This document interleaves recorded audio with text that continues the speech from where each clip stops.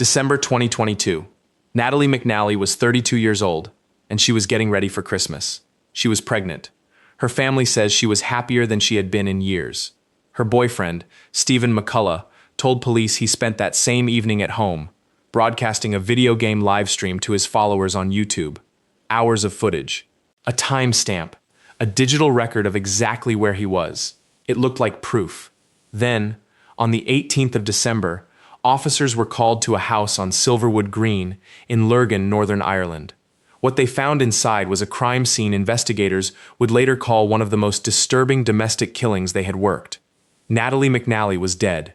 Before she became the subject of headlines across Northern Ireland, Natalie McNallie was simply a daughter, a sister, and a young marketing professional living in Lurgan, County Armagh. She was a much-loved daughter and sister, the kind of person friends and neighbors describe as warm, easy to be around, and quick to make people feel welcome. In August 2022, her life took an unexpected turn. Natalie first made contact with Stephen McCullough via the dating app Bumble, and they soon began a romantic relationship. It moved fast. By November, Natalie revealed to her family that she was pregnant with McCullough's child. She was 15 weeks along, and according to relatives, she had already chosen a name for her son, Dean. Her mother, Bernadette, later remembered that period as the happiest she had ever seen her daughter. "I had never seen her as content in my life," Bernadette said, being pregnant and with her boyfriend and all her plans made out for the future. She had every reason to believe the future was hers to plan. She was preparing for motherhood. She was making arrangements for the months ahead. She was, by every account, looking forward.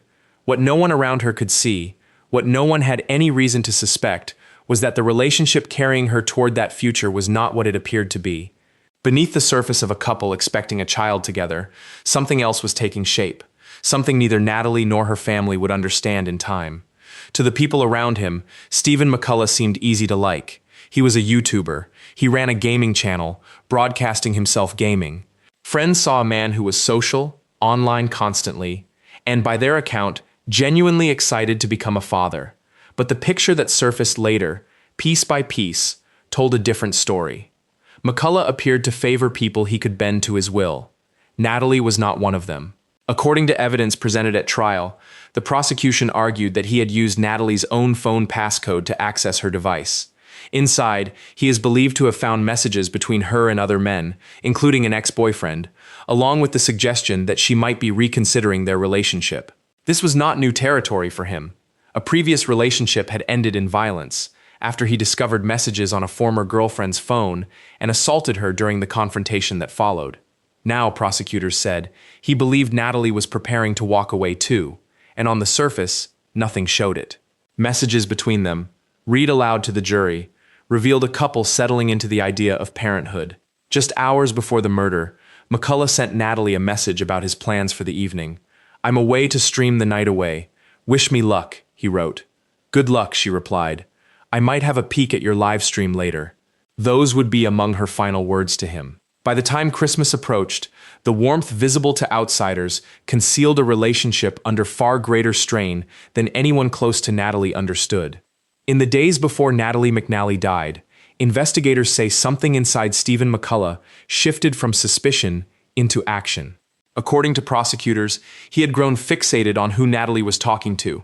Messages on her phone, between her and other men, including a former boyfriend, appeared to convince him that she was pulling away.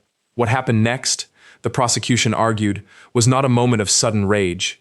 The prosecution made the case that this was a complete fabrication, built well in advance. Not a spontaneous act, but something assembled piece by piece, with intent. 4 days before the murder, McCullough sat down and recorded 6 hours of himself playing a video game. The footage was recorded around 14 December 2022, saved, stored, and set aside. At the time, no one around him understood what that recording was for. Detectives would later argue it was never about entertainment. It was the groundwork for an alibi, a digital record designed to place him somewhere else entirely on the one night it would matter most. By the 18th of December, every piece was in position. What remained was for the plan to move forward. December 18th, 2022, a Sunday, the day the World Cup final was being decided between Argentina and France. Natalie spent the afternoon with her parents, watching the match. At approximately 7 p.m. that evening, after watching Lionel Messi lift the World Cup trophy, Natalie departed her parents' home and headed back to her own property. She texted her mother on the way out, "Mummy, I'll see you on Monday or Tuesday." Bernadette would later say those were the last words her daughter ever spoke to her. Around the same time, on McCullough's YouTube channel, a broadcast began. To his audience, it looked exactly like every other stream he had run before. Hours of gameplay, his voice occasionally addressing the chat. While his followers believed they were watching him live, CCTV cameras across Lisburn and Lurgan were recording something else entirely. Footage capturing a masked figure traveling by bus from Lisburn to Lurgan, then making his way towards Silverwood Green, where Natalie lived. Once home, Natalie tuned into the live stream herself, beginning to watch at approximately 8:24 p.m. Just 27 minutes later, the man wearing a mask entered her home at 8:51 p.m. There was no break-in, no forced entry. Investigators believe Natalie let her killer inside herself, someone she knew, someone she had no reason to fear. What followed inside that house was, in the words of prosecutors, a sustained and shockingly violent attack, one that took Natalie's life and that of her unborn son. Afterward, the man responsible left the way he came. CCTV captured him exiting the street in different clothing, before getting into a taxi that carried him back to his home in Lisburn. By the time his stream reached its scheduled end, nothing in the broadcast had changed. To the outside world, it still looked exactly like a man who had spent his whole evening playing a video game at home. The deception was not over. It was only beginning. The next evening, Monday, December 19th, Stephen McCullough's phone came back to life. He sent Natalie multiple messages, saying he was worried he hadn't heard from her. Then he drove to her house himself. At around 10 p.m., McCullough made a 999 call from inside Natalie's home in Lurgan. On the recording later played in court, he sounded frantic. He told the operator that someone had knocked 10 bells out of her and claimed she felt cold to the touch. Police and paramedics arrived within minutes. They found Natalie lying in a pool of blood, while a visibly distressed McCullough appeared to be performing CPR. Paramedic Graham Thompson, the first responder on scene, later testified that her hands and lips had already turned blue. A post-mortem would later confirm the scale of the violence inflicted on her. She had sustained 3 stab wounds to her neck, along with lacerations to the top of her head, and manual compression of the neck had also contributed to her death. There was no saving her. And there was no saving the child she was carrying. She was 15 weeks pregnant, and excited to be planning the rest of her life as a mother. Now her family had lost both her and the grandson they had been waiting to meet. News of her death moved quickly through Lurgan and beyond. A community that had known Natalie as kind, dependable, and full of plans for the future was suddenly confronting a question no one wanted to ask.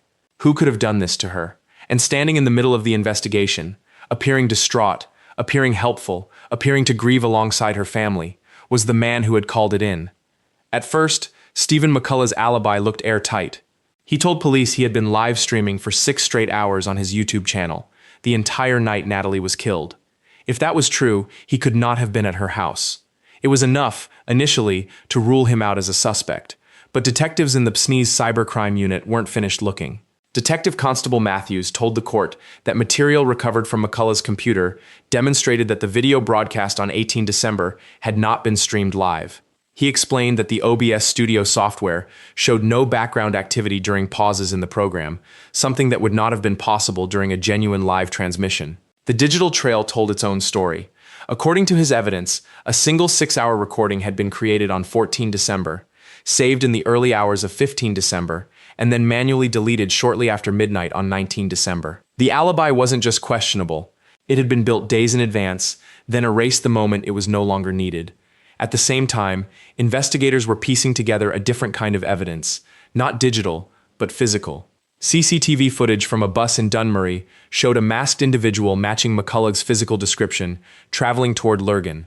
Camera by camera, officers traced a route that placed him near Natalie's street, at the exact time neighbors heard screaming. A taxi driver later picked up a fare outside a bar on Carnegie Street and drove him to McCullough's home in Lisburn, and the driver identified that passenger as McCullough during a police lineup.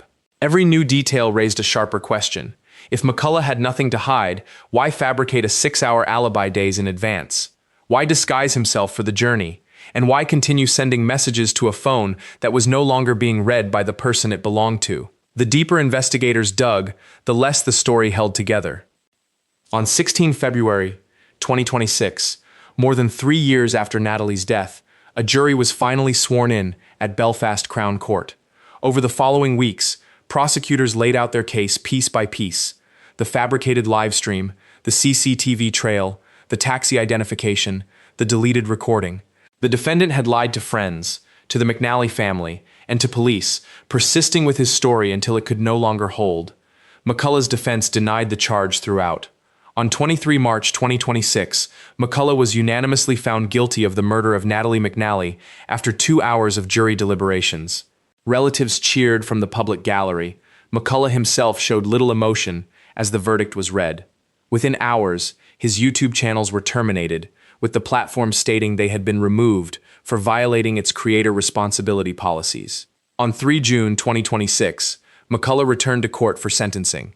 Judge Patrick Kinney told him he had committed a brutal and senseless murder of someone you profess to love.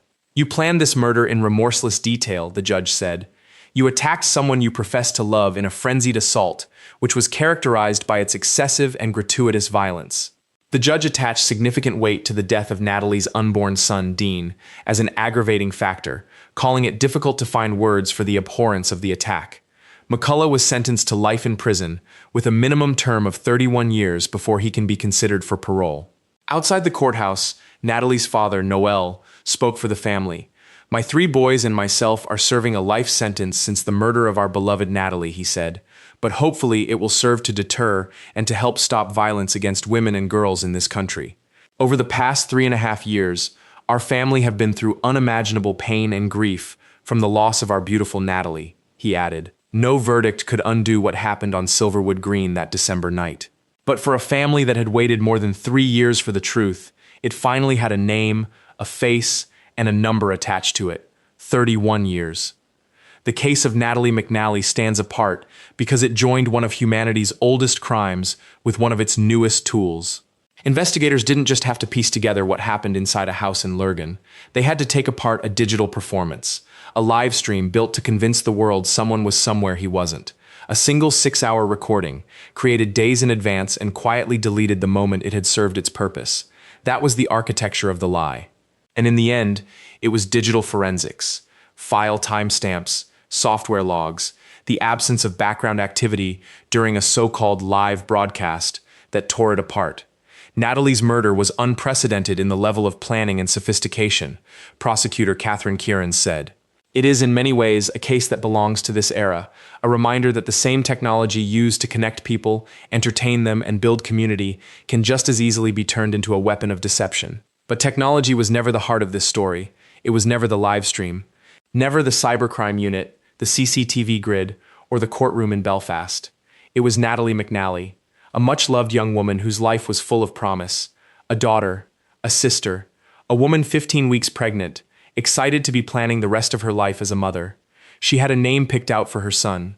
She had a future mapped out in her mind, one that never included the person sitting across from her in court, the one her family had welcomed into their home, comforted at her wake, and trusted.